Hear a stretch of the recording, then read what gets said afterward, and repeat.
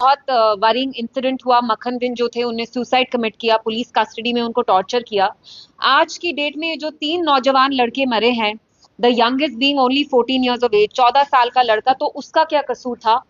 तो मैं आज बिलावर जाके जो इनकी फैमिलीज हैं उनके साथ हम शोक मनाना चाहते थे, कंडोलेंसेज अपने पे करना चाहते थे, लेकिन यहाँ जो पुलिस है उनने हमें जाने नहीं दिया, क्योंकि अपेरेंटली वहाँ माहौल बहुत खराब हो रहा है।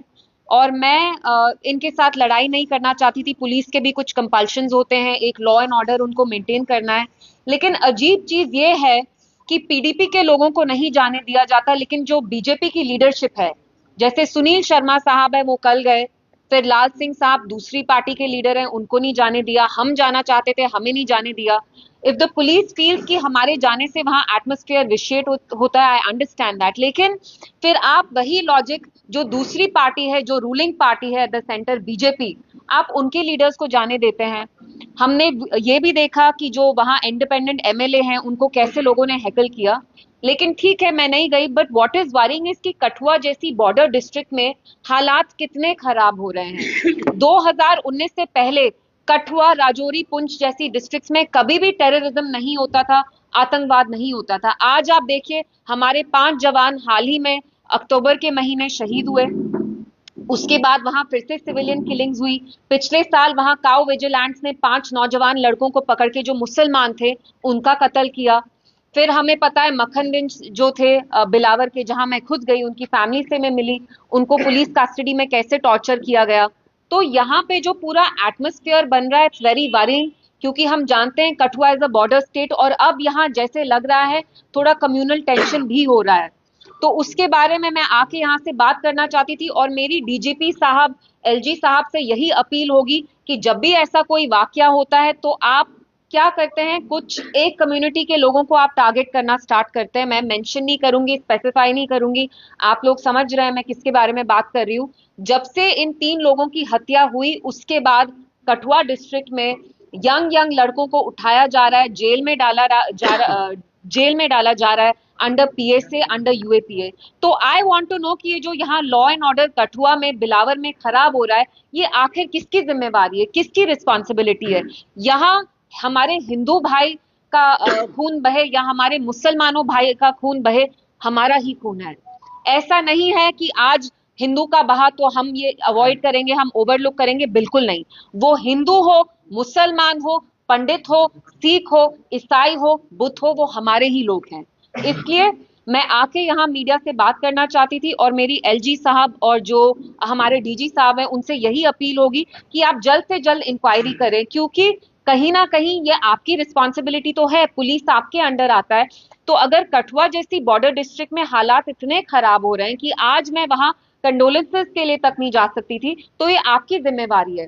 और अगर हालात खराब हो रहे हैं तो आप सब पे एक ही रूल अप्लाई करें। ऐसा नहीं हो कि आप पीडीपी के लोग को जाने नहीं देते, लेकिन बीजेपी की लीडर वहां सुबह भी जा रहे हैं, शाम भी जा रहे हैं। तो इसका एक बहुत कम्युनल एंगल अब हो रहा है। तो that is worrying us a little. We don't want the atmosphere to be vitiated once again. जो हमारी यहाँ फैमिलीज हैं बिलावर में, खासतौर से जो 14 साल के वरुण हैं, जो जिनको मारा गया, हम उनकी फैमिली से मिलना चाहते थे, अपने कंडोलेंसेस एक्सप्रेस करना चाहते थे। इट्स ऑब्वियसली वेरी अनफॉर्चुनेट, लेकिन मेरा पुलिस से भी यही था कि हम भी नहीं चाहते कि हम लॉ एंड ऑर्डर को किसी भी तरह से एट रिस्क रखें। So we didn't go there. But आप लोगों को बुलाने का मेरा मकसद आज यही था कि हम एडमिनिस्ट्रेशन से पूछे, एनसी सरकार से पूछे कि अगर यहाँ हालात इतने खराब हो रहे हैं तो हम किसको जिम्मेवार करार ठहराएं। आप कहते हैं लॉ एंड ऑर्डर आपके अंडर नहीं है, तो यहाँ आपस में सब फुटबॉल खेल रहे हैं, लेकिन ग्राउंड पे जो हमारे ऑर्डिनरी लोग हैं वो पिस रहे हैं, उनकी मौत हो रही है दिन दहाड़े। वो हमारे शहीद जवान हो, हमारे मुसलमान भाई हो, हिंदू भाई बहन हो, जिनका भी खून बह रहा है वो हमारे ही लोग हैं। And this is very worrying, and we request the DG साहब कि आप इमीडिएटली एक इम्पार्शियल प्रोब स्टार्ट करें, एक इम्पार्शियल इन्वेस्टिगेशन इनिशिएट करें, जिससे पता चले कि असली में किसने किया और क्यों किया, और इसका क्या असली में हकीकत क्या है। So this is all I wanted to say. Ma'am, एक सवाल है, अभी तक एक और जानकारी आ रही है कि 2 और युवा वहां पर मिसिंग है कठुआ के अंदर। जी। तो कठुआ के अंदर 2 और नौजवान जो है मिसिंग है जी। कुछ ऐसी जानकारी आ रही है कल रात से ही, तो क्या कहेंगे उसको लेकर? मैं यही कहूंगी कि पुलिस तो यहाँ कहती है एवरीथिंग इज नॉर्मल, तो अगर यहाँ सब कुछ नॉर्मल है तो यहाँ इतने बड़े बड़े इंसिडेंट्स कैसे हो रहे हैं? हमने खुद देखा कि मैं जब बिलावर पिछले महीने गई, वहां लोगों को दहशत थी, मिलिटेंट से ज्यादा उनको पुलिस की दहशत थी। मैं नहीं कहती हूँ पुलिस में सारे लोग खराब हैं, लेकिन हमने खुद देखा कि मखन दिन को वहां के जो एसएचओ थे, who has a very bad reputation, नौजवान लड़कों को उठा उठा के उनसे पैसे एक्सटॉर्ट करते थे, जिसकी वजह से मखन दिन साहब ने सुसाइड कमिट किया। तो अगर यहाँ ऐसे इंसिडेंट्स हो रहे हैं, ये एक बॉर्डर डिस्ट्रिक्ट है, police should be more careful, they have to be more vigilant. तो कहीं ना कहीं ये जिम्मेवारी पुलिस पे आती है, and unfortunately it seems like police is not able to discharge its duty properly. Ma'am, Ramzan का पाक महीना चल रहा है और कश्मीर आज असेंबली भी चल रही है और असेंबली में आज सवाल उठाया गया कि रमजान के पाक महीने के दौरान जो है गुलमर्ग में जी। एक फैशन शो कराया गया जिसके लेकर काफी ज्यादा वहां पर आवाज भी उठाई गई। आप कैसे देखते हो फैशन शो?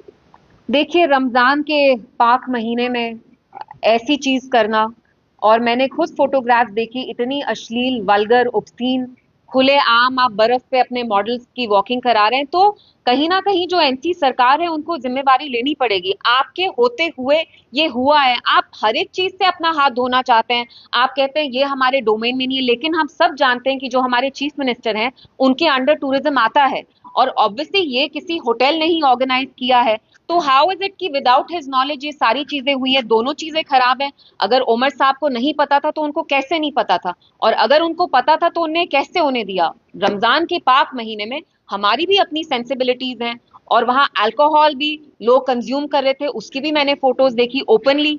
स्कीज पे, स्लोप्स पे कैटवॉक हो रहा था, आपने खुद देखा।